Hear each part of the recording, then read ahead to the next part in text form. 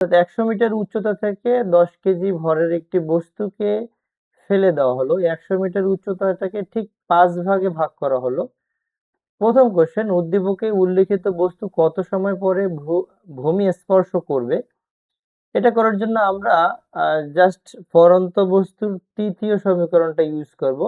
h is equal to ut plus half of gt square. এখানে h এর মান হলো 100, ইউ মানে মুক্তভাবে পরন্ত বস্তুর আদিবেগ থাকে না 0 into T plus half of G এর মান 9.8 ইন্টু টি স্কয়ার। যদি 9.8 কে আমরা 2 দ্বারা ভাগ করি তাহলে 4.9 টি স্কয়ার হয়। সো ইকুয়াল হবে 4.9 টি স্কয়ার। টি স্কয়ার সমান হবে 100 ভাগ 4.9।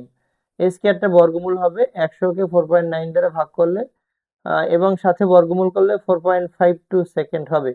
লাস্ট কোশ্চেন হলো আর এবং টি বিন্দুতে শক্তির সংরক্ষণশীলতা পরিলক্ষিত হয় কি না। 100 মিটার উচ্চতাকে সমান 5 ভাগে ভাগ করা হলো। PQ plus QR plus RS plus ST plus টিও ইকুয়াল হলো 100 মিটার। প্রত্যেকটা দূরত্ব সমান, এটাকে আমরা এক্স ধরে নিতে পারি। তাহলে x plus x plus x plus x plus x equal হলো 100 মিটার। তার মানে 5x ইকুয়াল 100 মিটার। তাহলে x ইজ ইকুয়াল টু হবে 100 ভাগ 5, তার মানে 20 মিটার।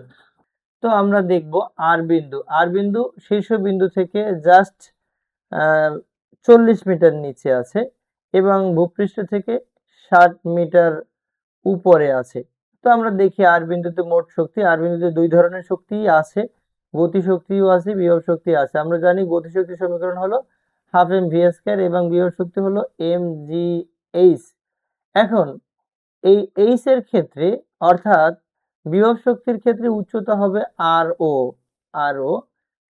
এবং গতিশক্তির ক্ষেত্রে হাফ এম। গতিশক্তির ভি স্কয়ার সূত্র হলো ইউ স্কয়ার প্লাস 2জি এইচ। গতিশক্তির ক্ষেত্রে উচ্চতা উপর থেকে নিচে, এইচ মানে পি আর হবে, পি আর। মুক্তভাবে পরন্ত বস্তুর আদিবেগ থাকে না, তাহলে হাফ এম ইন্টু 2জি ইন্টু হলো P R plus M G into আর ও। এখান থেকে হাফ আর 2 কেটে দিতে পারি আমরা, এম জি কমন নিব। এম জি কমন নিলে হয় পি আর প্লাস আর ও। পি আর প্লাস আর ও টোটাল উচ্চতা, যেটাকে আমরা এইচ ধরতে পারি। এম এর মান হলো 10, জি এর মান 9.8, এইচ এর মান হলো 100। হিসাব করলে আমরা পেয়ে যাই 9800 জুল। টি বিন্দুতে মোট শক্তি, টি বিন্দুটা হলো ভূপৃষ্ঠের ঠিক আগের স্টেপটা, অর্থাৎ উপর থেকে 80 মিটার নিচে এবং নিচ থেকে 20 মিটার উপরে। তাহলে এখানে গতিশক্তিও আছে, বিভব শক্তি আছে। গতিশক্তি হাফ এম ভি স্কয়ার এবং বিভব শক্তির ক্ষেত্রে এম জি নিচ থেকে উপরে। নিচ থেকে কতটুকু উপরে আছে? টি ও উচ্চতায় আছে, টি উচ্চতায়। এখন গতিশক্তি হাফ এম বি স্কয়ারের সমীকরণ হলো ইউ স্কয়ার প্লাস 2জি। সর্বোচ্চ বিন্দু থেকে জাস্ট টি বিন্দুর উচ্চতা হলো PT plus M G into হলো টিও।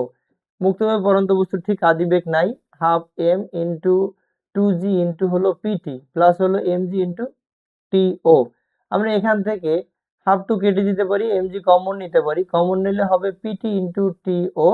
এখান থেকে জাস্ট পিটি প্লাস টিও, এটাকে আমরা টোটাল উচ্চতা, যেটাকে আমরা এইচ বলবো, তাহলে M G H. M G H এর মান আবার একই মানই আসলো, তাহলে ওই একই রেজাল্ট 9800।